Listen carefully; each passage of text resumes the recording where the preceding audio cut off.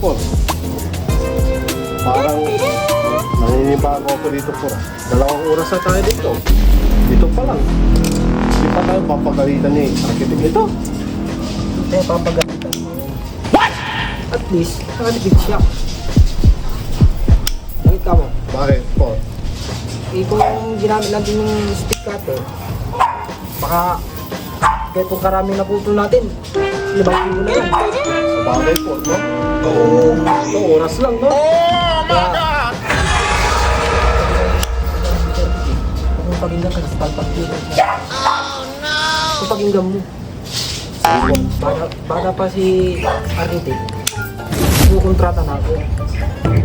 Kailan taon ka naman po? 55, Architect natin.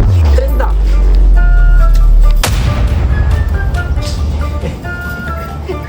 Si architect, utos ng utos, no? Po.